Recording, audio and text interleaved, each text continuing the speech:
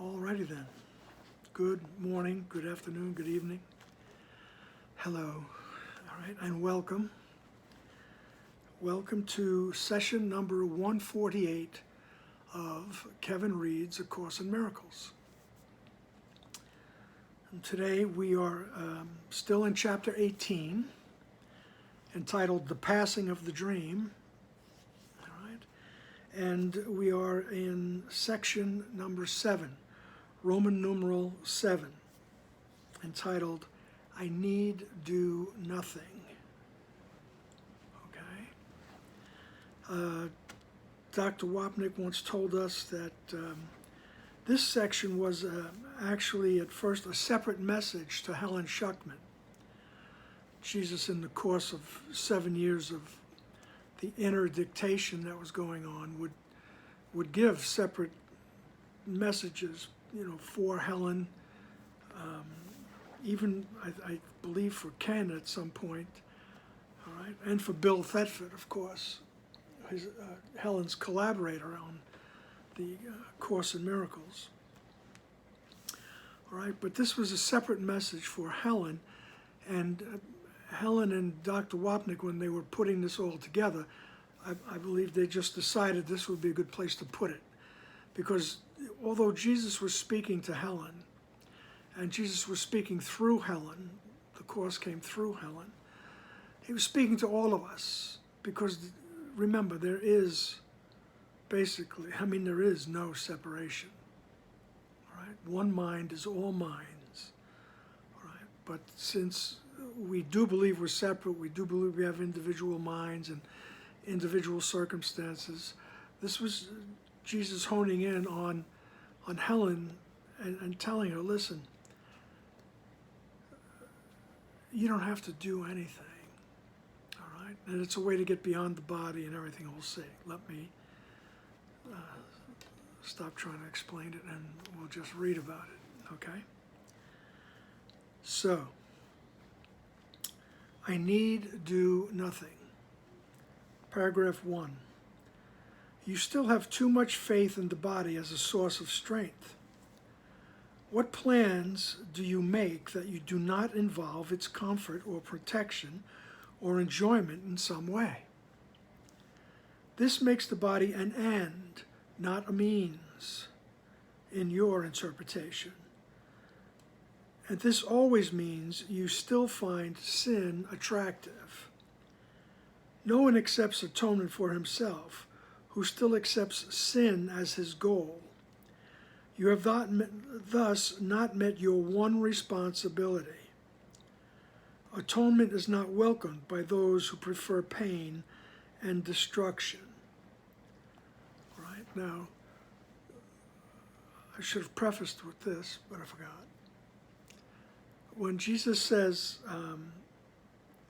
you still find sin attractive, that's not any kind of a statement that's got guilt or condemnation along with it. It's just an observation.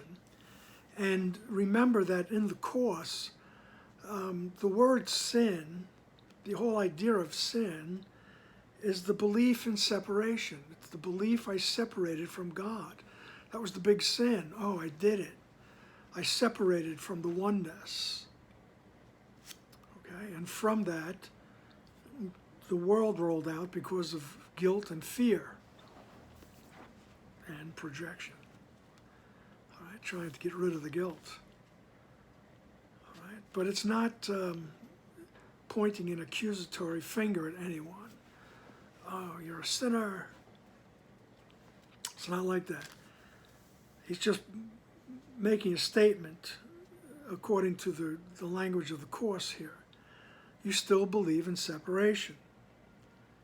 All right? He says you still have too much faith in the body as a source of strength.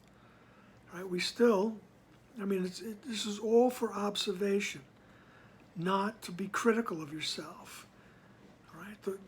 Once you're critical of yourself, you're stuck in the mud. All right? You're spinning your wheels. All right?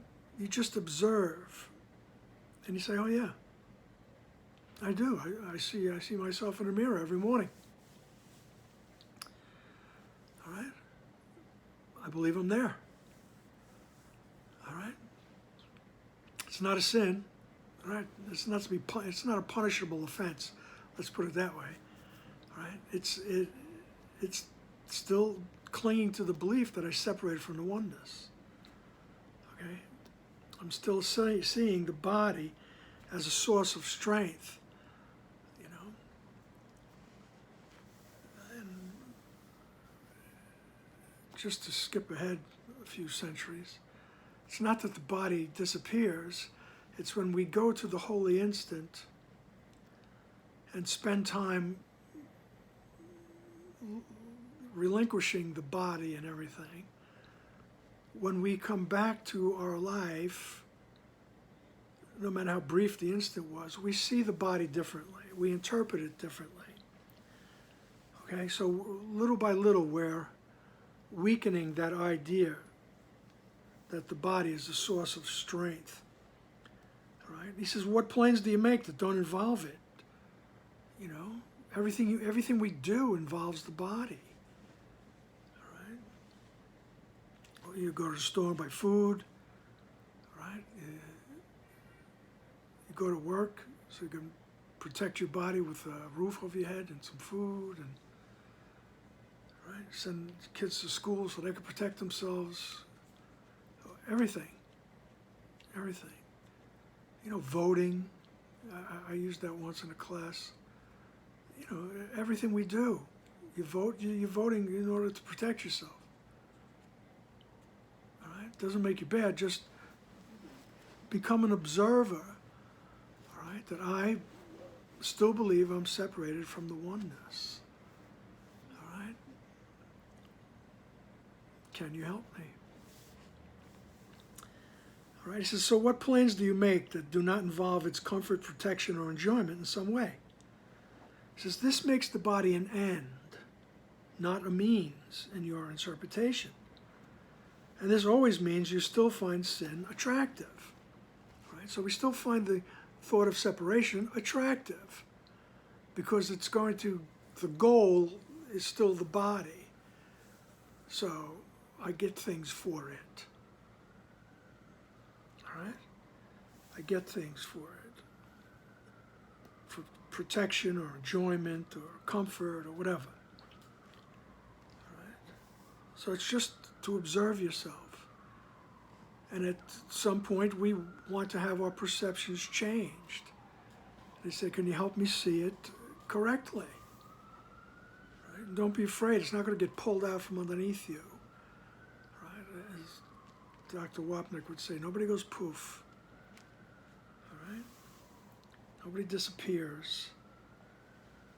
All right? So we still find the idea of separation attractive.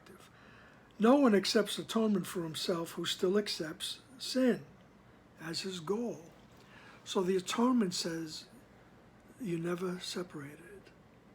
Everything's okay. You never separated from the mind of God. You never separated from the oneness. That's the atonement. We're being asked to just accept that. Right? Our only goal is to accept the atonement. Accept that fact. Right? But he says no one accepts the atonement who still accepts separation as his goal. Right? You have thus not met your one responsibility. All right? Atonement is not welcomed by those who prefer pain and destruction. Okay? So our one responsibility is to accept the atonement for myself. To accept the idea that I did not separate from the oneness. All right? That's your sole responsibility.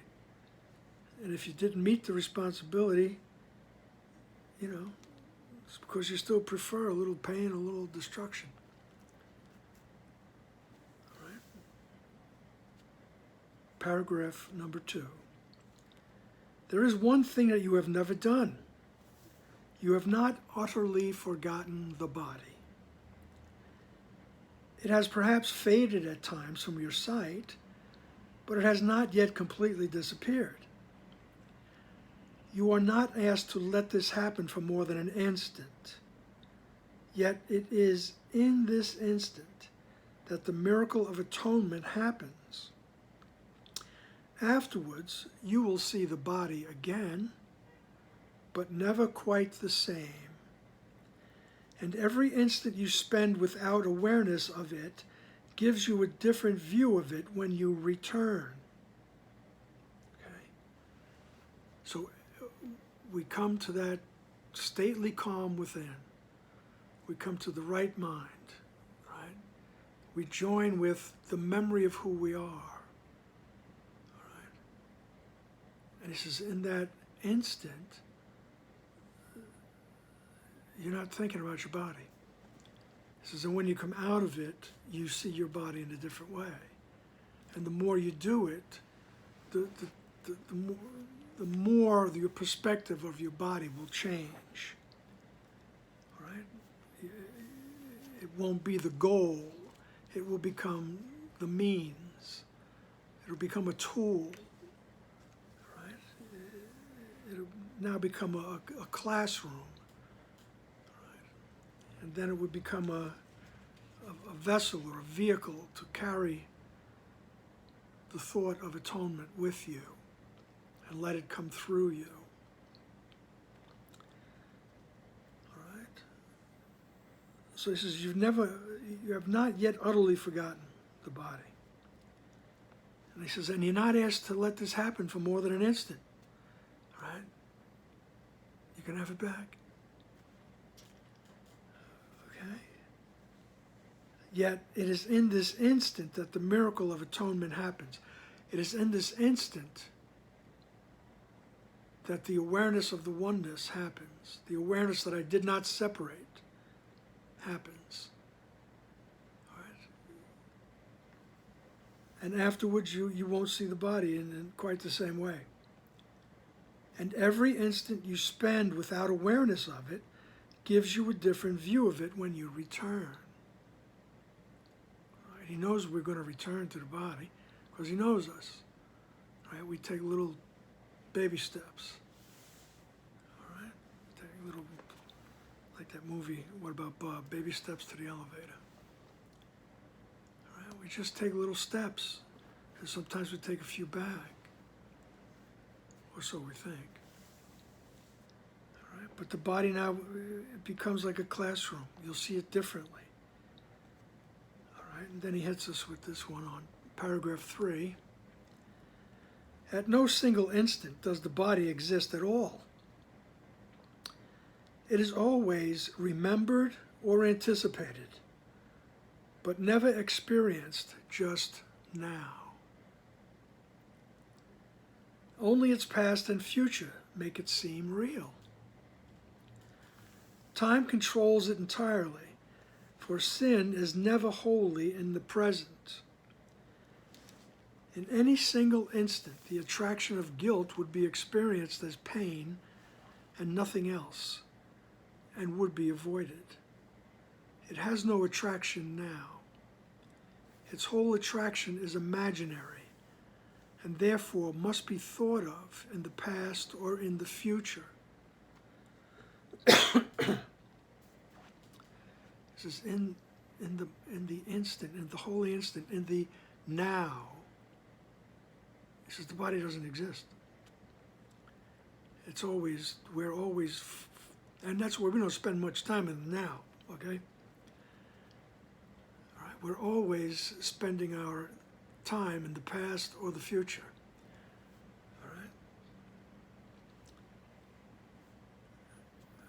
It's always remembered, the body's always remembered, or it's anticipated. This is if you spent the time in the now, you would realize this is not the end all and be all. And don't worry about it, it's not going to get taken away from you. All right? It's there to use as a classroom. But he says time controls it. Time controls your body. All right? It has no attraction right now. The sin and the guilt have no attraction in the present moment. its whole attraction is imaginary, and therefore must be thought of as in the past or in the future. All right. All righty then. He says, in any single instant, the attraction of guilt would be experienced as pain and nothing else. All right? So, no matter, if we're experiencing any kind of pain, psychological, emotional, physical, right, it's the experience of guilt, that deep, deep guilt of thinking that we separated from God. That's the only thing that gives rise to guilt, is the belief that I separated from God. All right? And look, if your body is in pain, please do what's necessary. Take the proper steps. Don't deny it. Don't Course in Miracleize it by saying, oh, it's just that I'm experiencing guilt, as, the infection is setting in. Don't do that. Do the proper things to keep yourself going so that you can have this awareness. Okay? Don't improperly deny your body. And I think he's going to get to that, because people go through all kinds of gyrations and machinations to shuck it off, get rid of their attraction to the body. All right. Okay, paragraph 4. It is impossible to accept the holy instant without reservation unless, just for an instant, you are willing to see no past or future. You cannot prepare for it without placing it in the future. Release is given you the instant you desire it. Many have spent a lifetime in preparation and have indeed achieved their instance of success. This course does not attempt to teach more than they learned in time, but it does aim at saving time. You may be attempting to follow a very long road to the goal you have accepted. It is extremely difficult to reach atonement by fighting against sin. Enormous effort is expended in the attempt to make holy what is hated and despised. Nor is a lifetime of contemplation and long periods of meditation aimed at detachment from the body necessary. All such attempts will ultimately succeed because of their purpose. Yet the means are tedious and very time-consuming, for all of them look to the future for release from a state of present unworthiness and inadequacy. All right? So this is Jesus talking to Helen, giving her a little private message there. And he says, look, a lot of people, there's a lot of roads to find the same thing that we find. That instant where the memory of oneness comes back to us. It arises in our mind. He said, but you don't have to, you don't have to spend years, in contemplation or denial or whatever path you've chosen. He says you'll get there because of your desire. You'll get there, but the suffering and the tediousness is not necessary.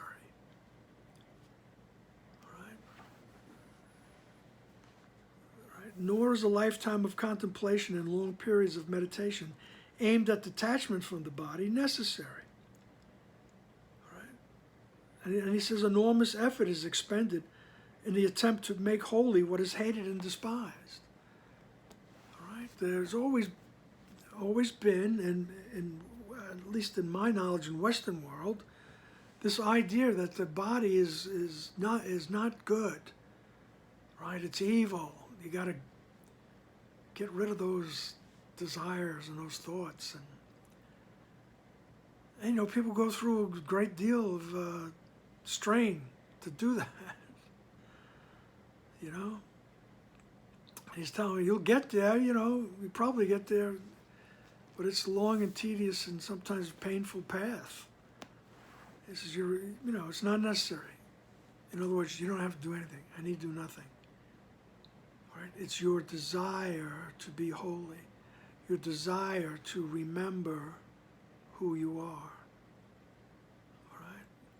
That willingness to relinquish everything you think you are, just to lay it down for a moment and unite with the symbol of Jesus. The Holy Spirit is a symbol of who you really are, right? The memory of who you are. Just to unite with that and say, this is what I want above all else.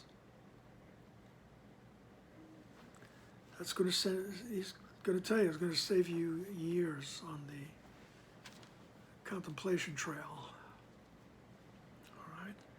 And it's not to denigrate any other spiritual path. You know, meditation's a wonderful thing. I mean, it's getting us there, you know. I'm not saying don't do it. Jesus is just saying that, you know, I can help you out there, all right? You know, if you're looking at it, he says, the means are tedious and very time-consuming. For all of them look to the future for release, right? From a state of present unworthiness and inadequacy, right? It's almost, and I mean, even the most recent fellow, Mr. Tolle, Eckhart Tolle, he would say, you know, it's the acceptance of the present moment, right? It's not in the future. It's right now, okay? And Jesus is saying, yeah, that's true, and you don't need to do anything. You don't have to prep your body for it, right? And he says the means are tedious and very time-consuming. And now in paragraph 5, listen to what else he says to Helen. He says, your way will be different, not in purpose, all right? Because the purpose is to remember the oneness, the unity with the Godhead. You know, the blooming of your Buddha consciousness, right? The awareness of your Christ consciousness, all right? I believe Eckhart Tolle calls it the rising of the deep I, who you really are. The awareness of connection to the oneness, all right? He says, your way will be different, not in purpose, because that's what you're looking for, but the means, the way you get there will be different. A holy relationship is a means of saving time. One instant spent together with your brother restores the universe to both of you. All right? So that holy instant, when I say I'm willing to see the truth. He says, in that instant, the whole universe is restored to both of you. And he says, you are prepared. Now you need but to remember, you need do nothing. It would be far more profitable now merely to concentrate on this than to consider what you should do. When peace comes at last to those who wrestle with temptation and fight against the giving in to sin, when the light comes at last into the mind given to contemplation, or when the goal is finally achieved by anyone, it always comes with just one happy realization. I need do nothing. Right? So all those roads get to the same place. And they'll remind you, you don't have to do anything. You already are part of the oneness. Right? As Gangaji would say, you are that. All right? He says it would be far more profitable now, all right, merely to concentrate on this than to consider what you should do. Concentrate on the fact that you don't have to do anything. It's all about what is it that you want. Right? I need do nothing. Paragraph 6. Here is the ultimate release, which everyone will one day find in his own way, at his own time. Right? You do need this. You do not need this time. Time has been saved for you because you and your brother are together. This is the special means this course is using to save you time. You are not making use of the course if you insist on using means which have served others well, neglecting what was made for you. Save time for me by only this one preparation, and practice nothing else. I need do nothing is a statement of allegiance, a truly undivided loyalty. Believe it for just one instant, and you will accomplish more than is given to a century of contemplation or struggle against temptation.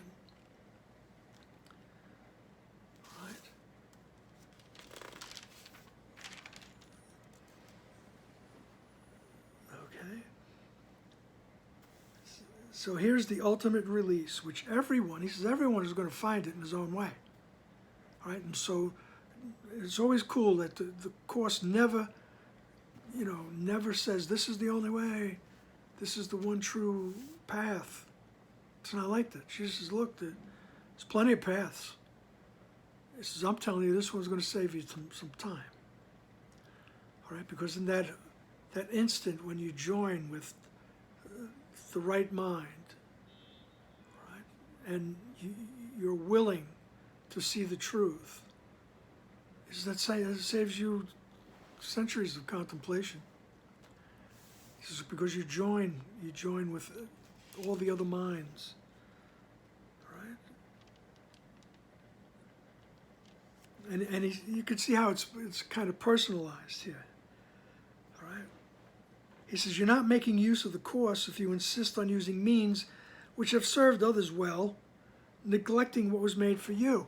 So, you want to go off and, follow this path or follow it. He says, yeah, okay, it served others well, but this is made for you, I'm telling you. All right? This is why I've asked you to do this, and you, on a very deep level, agreed. Which was his relationship with Helen, that on some deep level she agreed to let this spiritual system come through her, all right, and take the flavors of her mind, all right. So he says, you're not making use of the Course if you insist on using means which served others well, neglecting what was made for you. He says, save time for me by only this one preparation. He says, save time for me. So I'm telling you. Right? By using this one preparation. Right? And practice doing nothing else.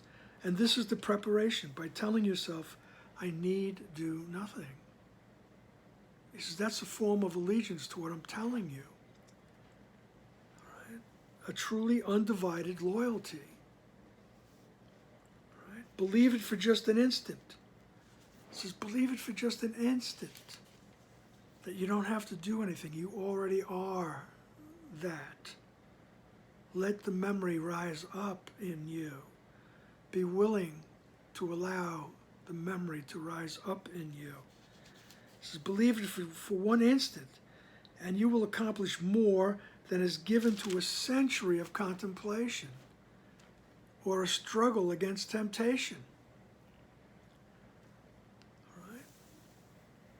I believe it always reminds me of when I was younger, and you'd hear stories of St. Augustine in North Africa, and he was supposedly led a profligate life, but he was always railing against temptations, the temptations of the flesh, right? He was always fighting against it, okay? And there's other stories of other saints, so to speak, in the Catholic Church at least, that, they had the same stories about, struggling against temptation, right? Always preparing for the future, right? By trying to cleanse the body, right? He says, that's not your path. He says, just that instant where you totally believe that you don't need to do anything because you already are joined to your Creator. All right? He says, that will save you centuries. All right? Paragraph 7. To do anything involves the body. And if you recognize you need do nothing, you have withdrawn the body's value from your mind. Here's a quick and open door through which you slip past centuries of effort and escape from time. This is the way in which sin loses all attraction right now. For here is time denied, and past and future gone. Who needs do nothing has no need for time. To do nothing is to rest, and to make a place within you where the activity of the body ceases to demand attention.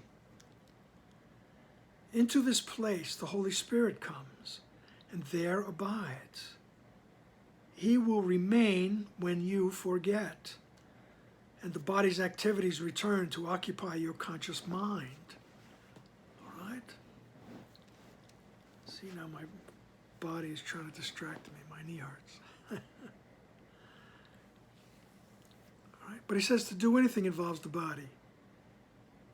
Right? And if you recognize you need do nothing, you've withdrawn the body's value from your mind. You don't have to worry about it. And he says, here's a quick and open door through which you slip past centuries of effort. That's attractive. All right? You don't have to keep pushing that rock up the hill. And you escape from time. In that holy instant, you escape from time because it's always now. There's no past, no present, no future rather. There's only the present, the now. Right? You escape from time. And this is the way that the idea of separation, this is the way in which sin loses all attraction. The idea of separation loses attraction right now because I become aware that I'm not separated. So the idea of separation becomes, I'm not attracted to that. I'd rather have the oneness. For here is time denied, and past and future gone. Who needs do nothing has no need for time. Right? To do nothing is to rest and make a place within you where the activity of the body ceases to demand attention. Right? Just in that holy instant, that brief instant, you go to the stately calm within. Right? And you're willing to see the truth. Body ceases to demand attention. And into this place The Holy Spirit comes, and there he abides. He stays there, he waits there, he is there, he abides. Right? And he will remain when you forget. All right? So into that holy space in the mind, the Holy Spirit enters, and he'll stay there when you forget. You can always come back and refresh. Right? Help me to see the truth. He's always waiting there to reinterpret things for us. Right? He will remain when you forget, and the body's activities return to occupy your conscious mind. All right? Because that's what they do. The ego is like a bunch of monkeys, always chattering, always looking for something else to do. All right? And he says, so the Holy Spirit will be there when you go back to your monkey nature.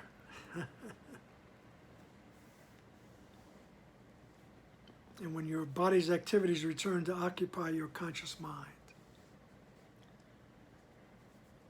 All right? Paragraph 8, yet there will always be this place of rest to which you can return. Let that sink in.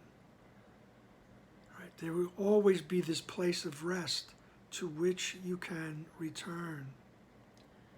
And you will be more aware of this quiet center of the storm than all its raging activity.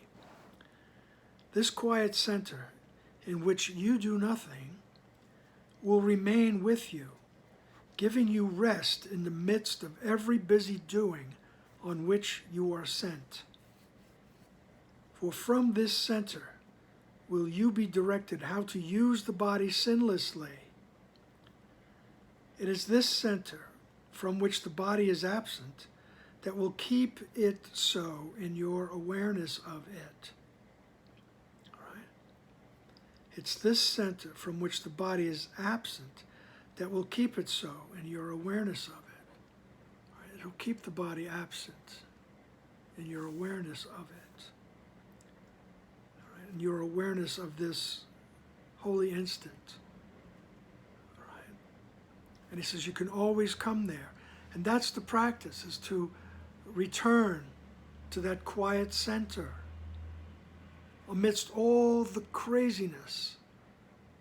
Right? And if you're hearing my voice, you know in the times in which we live, it's a nut house. Or as Kurt Vonnegut would say, welcome to the monkey house. All right, it's nutty, and it's frightening, and it gets overwhelming at times if we allow our mind to drift and be distracted by everything out there, right? Which, it's a human tendency to do. So when you do it, you don't, curse yourself out. You don't, condemn yourself. You just say, oh, I strayed. As Jesus says, you took the detour into fear. That's okay. You come back now because the Holy Spirit is waiting there. He abides. The memory of who you are abides in that quiet center in your mind. And you don't have to do anything. You don't have to bring a gift. Okay? You don't have to make a sacrifice. All right? You just be there. And you're willing to see truth. You're willing to let the truth arise in your awareness. And that's all you need to do. And you keep practicing that because we have that tendency to be there and then all of a sudden become afraid of it and leave, go back to the monkeys. All right? And don't curse yourself out for it. It seems to be part of the human condition. All right? So, there will always be this place of rest to which you can return. You don't have to do anything. All right. I think at this point we can say, okay then, and we will see you for the next session, where we will return to this place where the Holy Spirit abides. All right. Ciao.